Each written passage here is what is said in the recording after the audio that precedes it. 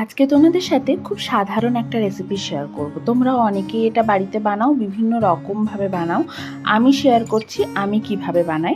মাছের ডিমের ঝাল তো সবাই বানিয়ে থাকো, তবে আজকে বানাবো মাছের ডিমের টক। আমাদের বাড়িতে মাছের ডিমের টকটা একটু অন্যরকমভাবে বানানো হয়। চলো ঝটপট এটা রেসিপিটা দেখে নিই। যদি ভালো লাগে তাহলে অবশ্যই ট্রাই করে দেখো, আর আমাকে অবশ্যই কমেন্টে জানিও যে এই রকমভাবে কি তোমরা কেউ বানাও মাছের ডিমের টক। প্রথমেই মাছের ডিমটা নিয়ে নেব, তার মধ্যে একটু কাঁচা লঙ্কার কুচি, রসুন কুচি আর পেঁয়াজ কুচনো দিয়ে দেব। তার সাথে দিয়ে দেব হলুদ, নুন আর একটু লঙ্কার গুঁড়ো, সাথে পরিমাণ মতো বেসন দিয়ে প্রথমে মাছের ডিমটাকে ভালো করে মেখে এগুলোর বড়া ভেজে নিতে হবে। এটা হচ্ছে খুব বেসিক প্রসেস, যে কোনো মাছের ডিমের রান্নাতেই এটাই প্রথমে করতে হয়, বড়ার মতো করে ভেজে তুলতে হয়। আমি এরকমভাবে একটু মিডিয়াম সাইজের বড়া ভেজে নিচ্ছি, তোমরা চাইলে আরও একটু ছোট সাইজেরও ভেজে নিতে পারো। একটু ভালো করে টাইম নিয়ে বেশ লাল লাল করে উল্টে পাল্টে বড়াগুলো ভেজে নিতে হবে, যাতে মাছের ডিমের বড়ার ভেতরটা কাঁচা না থাকে, তাই একটু সময় নিয়ে ভাজতে হবে। বড়াগুলো ভাজা হয়ে গেলে আমি এগুলোকে অন্য একটা পাত্রে তুলে রেখে বাকি বড়াগুলো ঠিক একই রকম পদ্ধতিতে ভেজে নেব।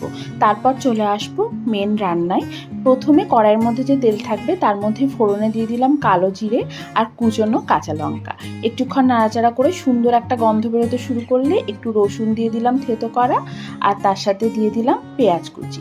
নর্মালি মাছের ডিমের টকে রসুন পেঁয়াজ এসব কিছুই দেওয়া হয় না, নর্মাল তেঁতুলের জল দিয়েই করা হয়। তবে আমাদের বাড়িতে এরকমভাবে সামান্য একটু রসুন কুচি, একটু কুচনো পেঁয়াজ দিয়ে মাছের ডিমের টক বানানো হয়। প্রথমে এই দুটোকে খুব ভালো করে ভেজে নেওয়ার পর একটু হলুদ আর লঙ্কার গুঁড়ো দিয়ে একটু নাড়াচাড়া করে তারপর তেঁতুলের যে কাঠটা সেটা দিয়ে দেবো এর মধ্যে। যেরকম টক পছন্দ করো ঠিক ততটা তেঁতুলের পাল্প দেবে। আমাদের বাড়িতে খুব বেশি টক কেউ পছন্দ করে না, তাই তেঁতুলের পাল্পটা আমি সেই অনুযায়ী দিলাম। সাথে পরিমাণ মতো জল দিয়ে দিলাম, আর অল্প একটু চিনি দিলাম স্বাদটাকে ব্যালেন্স করার জন্য। নুন তো আগেই দিয়েছিলাম। সমস্ত কিছু ভালো করে মিশিয়ে একবার ফুটে উঠলে ভেজে রাখা বড়াগুলো দিয়ে দেব। তারপর একটু নাড়াচাড়া করে ওপর থেকে একটু কাঁচা লঙ্কা গোটা ছড়িয়ে নামিয়ে নেব।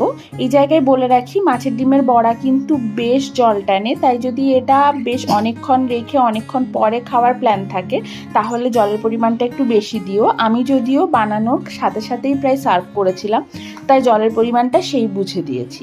তারপর আর কিছুই না, এটাকে গরম গরম ভাতের সাথে সার্ভ করে দাও। আমার তো বেশ ভালো লাগে। এই সময় বাজারে যখন প্রচুর মাছের ডিম, তখন একবার হলেও আমার বাড়িতে এই রেসিপিটা হয়ই হয়। চলো আজ এটুকুই, টাটা।